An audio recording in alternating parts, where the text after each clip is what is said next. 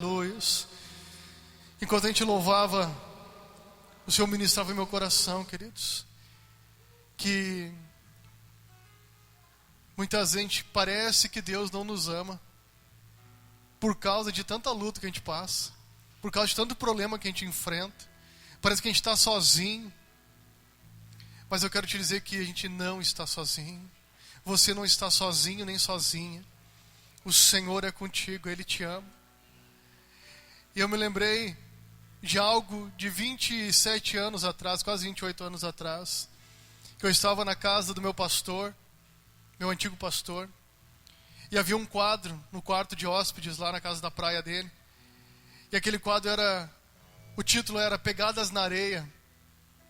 Eu era novo na fé e já estava passando lutas entre sentir o amor de Deus e abandonar as coisas do mundo. E eu começo a olhar aquele quadro e o quadro dizia assim, de um homem que teve uma experiência com Deus, que Deus dizia para ele: entrega-me teu coração e eu vou cuidar de você e estarei contigo todos os dias.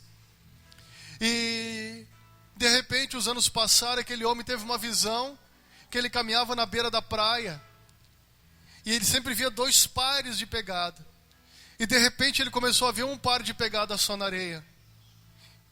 E justamente era nos dias mais difíceis da jornada dele, da vida dele. Os momentos mais complicados, mais difíceis, tinha um par de pegada na areia. Aí de repente aquele homem se encontra com Deus e diz: Senhor, o Senhor prometeu que seria comigo sempre. E eu vi que nos dias mais sombrios, difíceis da minha vida, eu vi um par de pegada só na areia. Aí o Senhor olhou para ele e disse: filho, quando tu viste um par de pegadas na areia, foi porque eu te levei em meu colo.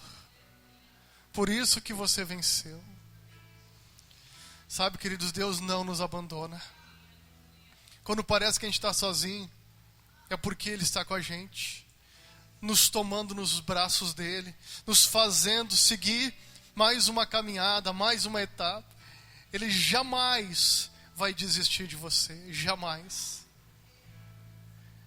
E eu te convido a não desistir dele, a não desistir do caminho dele, a não desistir de seguir ele.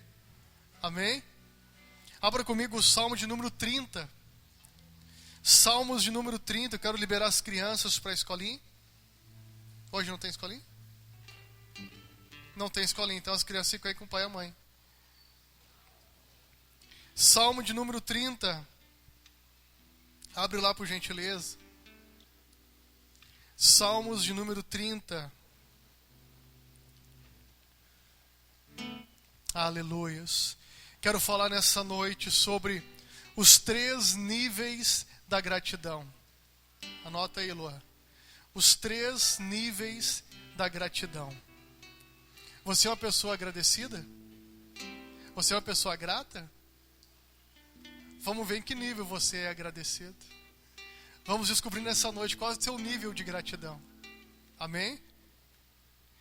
Salmos de número 30. Está no telão já?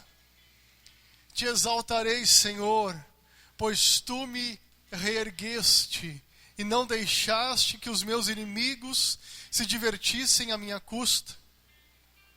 Senhor meu Deus, a ti clamei por socorro e tu me curaste.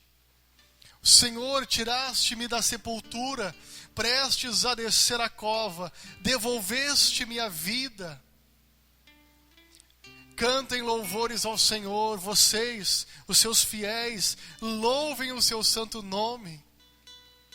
Pois a sua ira dura um instante, mas o seu favor dura toda a vida, ou a vida toda.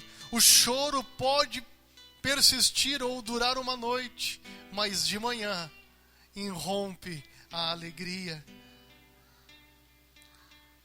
Quando me senti seguro, disse: jamais serei abalado. 7. Senhor, pelo teu favor fizeste que a minha montanha permanecesse forte. Ocultaste o teu rosto e fiquei conturbado. 8. A ti, Senhor, clamei e ao Senhor supliquei. 9. Que proveito haverá no meu sangue Se eu descer a cova, porventura te louvará o pó, anunciará ele as tuas obras ou a tua verdade. Ouve, Senhor, e tem compaixão de mim. Ó Senhor, sê o meu ajudador. Amém? Você pode assentar.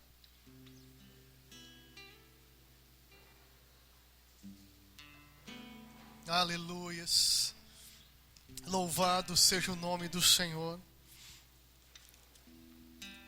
Eu te exaltarei, ó Senhor, pois tu me levantaste e não permitiste que os meus inimigos se alegrassem sobre mim. Senhor meu Deus, clamei a ti por socorro e tu me curaste. Senhor, fizeste subir a minha alma da sepultura, conservaste minha vida para que não descesse a cova. Cantai ao Senhor, vós que sois seus santos, louvai seu santo nome. Aleluia. Aqui o salmista fala que o choro pode durar uma noite, ou pode persistir uma noite, mas a alegria vem pela manhã. Amém? A noite na vida da gente é um momento. A noite na vida do cristão é um período. A noite não dura para sempre. E a Bíblia nos garante isso. O choro, né? Ele dura um período, mas a alegria vem no dia seguinte. Amém? Mas aqui o salmista fala, esse salmo é um salmo de gratidão a Deus. Ele está agradecendo a Deus por Deus ter tirado ele da cova, da sepultura. Ele se sentia como que morrendo diante daquela situação. Aqui não fala qual era a situação, aqui não relata o que ele estava passando, aqui não diz o que ele estava vivendo naquela ocasião, mas fala que ele se sentia como que morrendo. E Deus o tirou daquela situação, né? O morrendo pode ser figuradamente, né? Não necessariamente, não quer dizer literalmente quase morto fisicamente, mas morto na fé, na esperança, nos sonhos, no ânimo. E Deus é perito em nos reerguer. Eu gostei muito dessa tradução. O Senhor me reergueste. Amém? Deus é perito em nos reerguer. Deus é perito em nos levantar. Amém? Diga para a pessoa que está perto de você, Deus é perito em fazer tudo novo. Amém? Para Ele nada é impossível. Nada é impossível para Deus. E uma coisa eu aprendo com o salmista. O próprio Deus disse que ele era um homem segundo o seu coração. Por quê?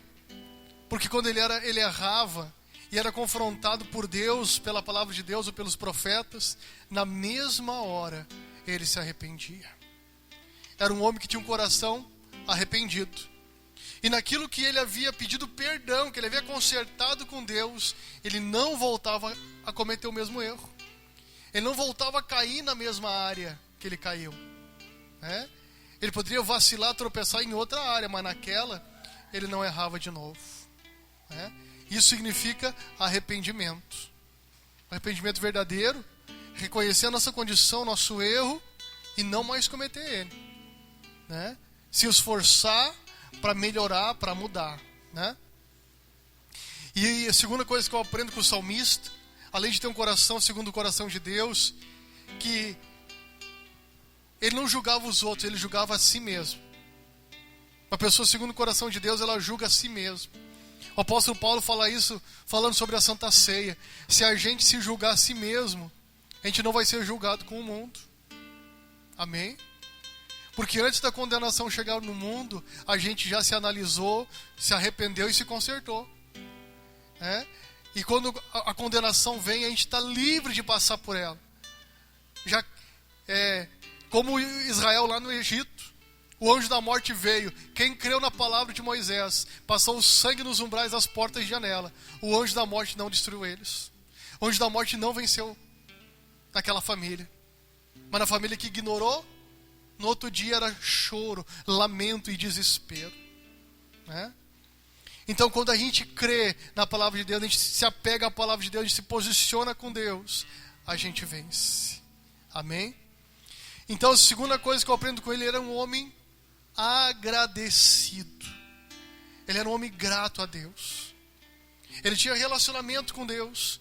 Ele suplicava, ele chorava, ele jejuava, ele entrava para a oração, ele buscava mesmo.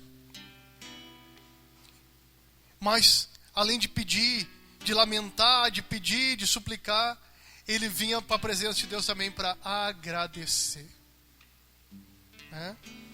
E o Senhor Jesus nos dá uma lição quando fala dos 10 leprosos que vieram pedindo misericórdia para ser curado. E Jesus curou os 10. Um voltou para agradecer. Os 9 viram, se alegraram, ficaram felizes e foram adiante. Mas um voltou para agradecer. Um apenas reconheceu e voltou e agradeceu ao Senhor. E a gratidão, ela tem um poder de cura. A gratidão, ela tem um poder de liberar as bênçãos de Deus na vida da gente. A gratidão tem algo inexplicável. Quando você chega na presença de Deus, não só para pedir, mas para agradecer. Mas pastor, eu ainda não recebi o que eu estou pedindo. Mas é uma atitude de fé. É um ato de fé. Eu estou na presença de Deus agradecendo ali. Eu ainda não tenho dinheiro para pagar aquela conta, mas eu estou agradecendo porque eu sei que Ele vai suprir. A minha cura ainda não chegou, a dor está ali, mas pela fé eu agradeço a cura. Pela fé eu estou crendo na cura e eu começo a agradecer a cura. Meu familiar ainda não se converteu, mas pela fé eu começo a agradecer pela salvação dele. Está entendendo? A gratidão, ela destrava coisas na vida da gente. E uma pessoa agradecida, ela consegue ter uma postura diferente na vida. Com um ser humano, com as pessoas à sua volta. É uma pessoa agradecida. Ela diz obrigado, muito obrigado. Ela tem gratidão no coração. E teve um homem sábio, São Tomás de Aquino. Quem já ouviu falar dele? São Tomás de Aquino? Ninguém?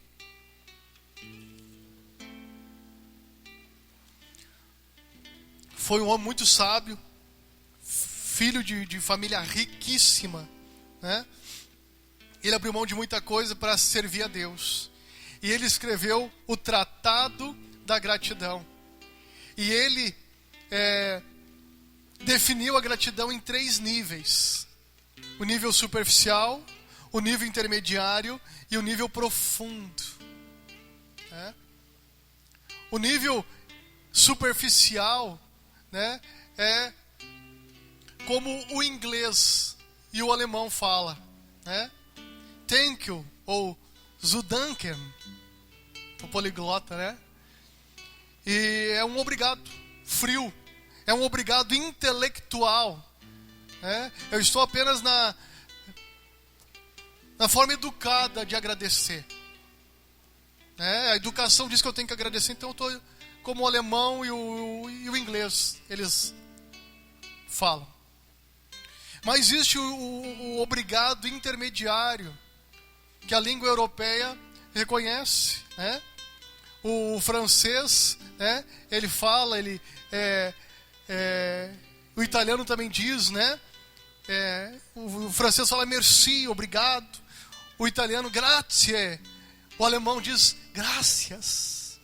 É o intermediário, já um pouco mais caloroso, ele reconhece de uma forma mais agradecida a gratidão. Existe uma única palavra no mundo todo que o seu significado de obrigado é mais profundo, e é na língua portuguesa. Sabia?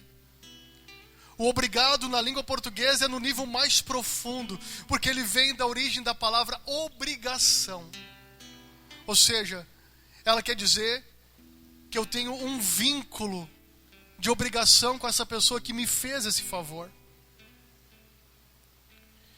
E eu te pergunto, meditando nisso, que nível de gratidão você tem vivido?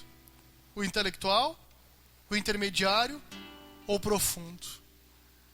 Porque a pessoa que vive no nível de gratidão profundo, ela tem um vínculo. Ela não vira as costas, ela não consegue ser ingrata. Ela reconhece o favor que foi feito, ela reconhece a atitude de bondade, de amor que foi feito. Hoje muitas pessoas vivem no nível intermediário ou no intelectual. Se esquece, é obrigado por educação, mas não tem aquele vínculo de gratidão, de reconhecer o que a pessoa fez pela sua vida, pela sua família, né? E o que me deixa mais triste é ver muitos cristãos que não têm essa atitude profunda de gratidão com Deus.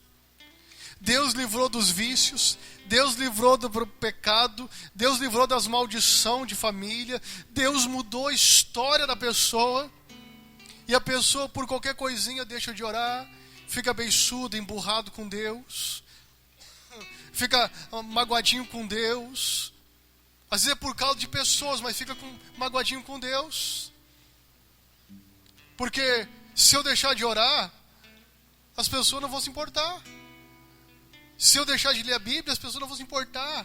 Se eu deixar de louvar, para as pessoas não vai fazer diferença. Agora, quando eu deixo de orar, de ler a Bíblia e de louvar, faz uma grande diferença para com Deus. Está me entendendo? Qual o seu nível de gratidão?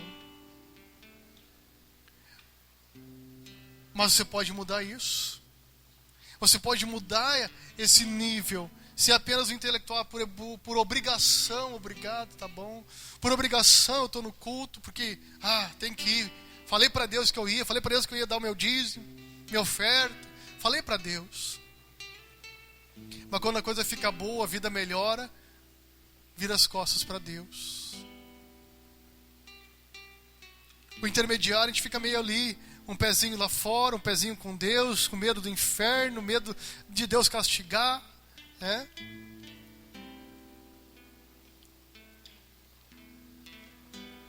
E eu tenho dito para Deus, eu quero ter um coração tão agradecido, e eu quero viver no nível profundo de gratidão. Eu devo minha vida toda a Ti, Senhor. Eu devo tudo que eu sou, tudo que eu tenho, tudo que eu vier a ter, vem de Deus. Tem um louvor que fala sobre isso, né? Porque quando a gente reconhece que tudo vem da mão de Deus, tudo é Deus. Se não fosse Deus, aonde você estaria hoje? Se não fosse Deus, aonde você estaria? Não é? Antes de nós servir a Deus, a gente ia para as baladas, ia para as festas, ia para as novenas, ia para as coisas aradas, e não se importava de não dormir muito, de não comer, enfim. Não é? Nem reclamava. E às vezes na igreja a gente reclama por qualquer coisa. Eu não estou afim, não vou na igreja. Mas queremos as bênçãos de Deus. Queremos que Ele nos abençoe, que Ele faça o impossível, um milagre na nossa vida. Olha o que o apóstolo Pedro fala, 1 Pedro, capítulo 1. 1 Pedro, capítulo 1. Abre lá por gentileza. A partir do versículo 3. 1 Pedro 1, 3 a seguir.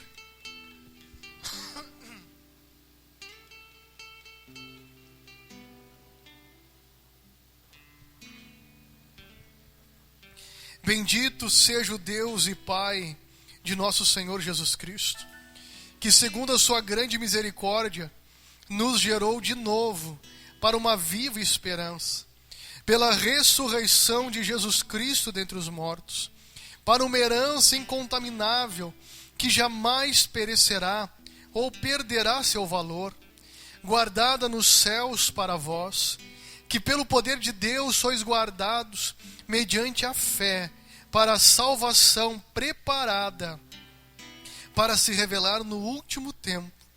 Por isso, ou nisso, vos exultais, ainda que no presente, por breve tempo, se necessário, sejais entristecidos por várias provações.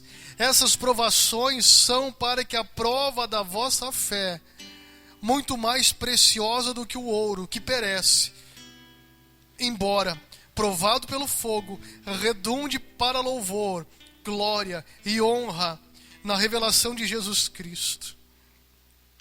Embora não o tendes visto, o amais, e embora não o vedes agora, credes nele, e exultais com alegria inefável e cheio de glória. Amém? Então, olha a revelação de Pedro aqui agora. Bendito seja o Deus e Pai de nosso Senhor Jesus Cristo, que segundo a sua grande misericórdia, nos gerou de novo para uma viva esperança. Deus, em sua grande misericórdia, nos gerou de novo. Deus nos fez de novo. Muitos de nós estávamos como um vaso totalmente quebrado.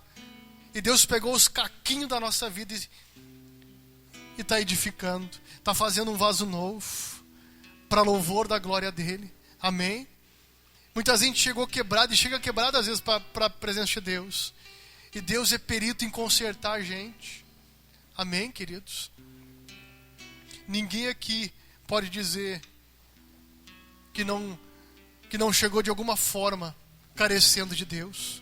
Todos nós chegamos de uma forma ou outra. Uns piores, uns mais ou menos, outros nem tanto. Mas todos nós chegamos na presença de Deus precisando dEle. Amém?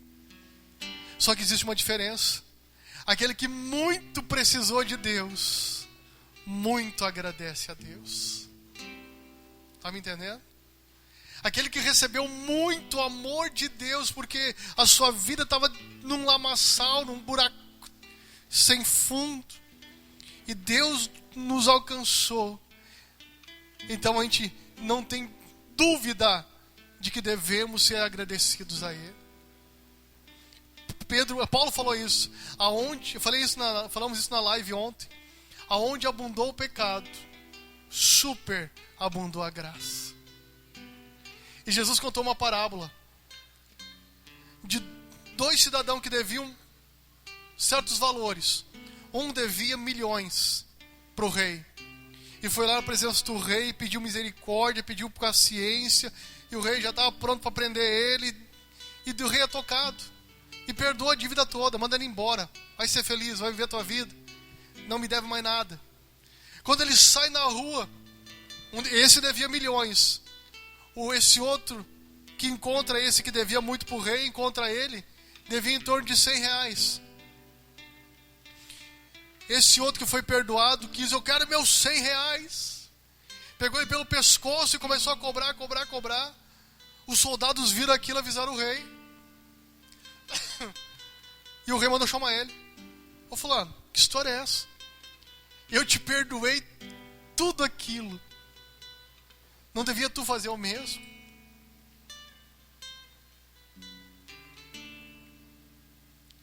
E aí o rei ensinou uma lição para ele. Mandou prender ele. Para aprender a lição. Que aquele que não perdoa entra num nível de tortura emocional e psicológica. Sabia? Quem não perdoa entra num nível de tortura emocional e psicológica. Sofre mais do que aquele que não é perdoado. Mas aquele que ele consegue perdoar é aquele que consegue se arrepender. Ah, queridos, gera uma cura tão grande na gente. Mas existe algo além disso. É a gratidão. Quanto mais Deus fez na minha vida, mais compromissado com Ele eu fico. Mais grato a Ele eu sou. Está me entendendo? Não é qualquer coisa que me tira desse meu desejo de servir a Ele, de andar com Ele e de agradecer a Ele pelo que Ele fez na minha vida. Porque Ele está fazendo na minha história. Amém? Que muito se perdoou, muito ama. E por isso que as pessoas não entendem. Mas como tu é fanático, tu tá doido e não sei o quê. Eu lembro quando eu converti. Antes de converter, eu ia com uma Bíblia de bolso. Pequenininha, tinha que pegar 2 anos para ir para a igreja, botar no bolso. E todo mundo da vila, do bairro me conhecia, né? Vai pros crentes, E não dava muita conversa e vazava pegar o ônibus. Mas quando eu tive uma experiência com Deus, que eu volto de um retiro, meu pai tinha comprado uma Bíblia grossa que nem essa de estudo. Ele disse: pai, o senhor me dá a sua Bíblia? Claro. Eu quero ir para o culto dos jovens. E por fim tomei conta da Bíblia dele, teve que comprar outra para ele. Eu ia com a Bíblia na mão e fazia questão de mostrar para meus vizinhos, para meus amigos. E não tinha mais vergonha. Oh, vai para os crentes, vai virar pastor, se Deus quiser, cara. E passado o tempo, porque eu não me envergonhava mais, porque agora eu reconheci o que Deus havia feito na minha vida. Esses que riam de mim, que zombavam de mim, iam lá no meu portão. Ô, Omar, o quê? Às vezes eu ouvi eles falando com meus pais. O Omar tá em casa. Tá sim, entra aí. O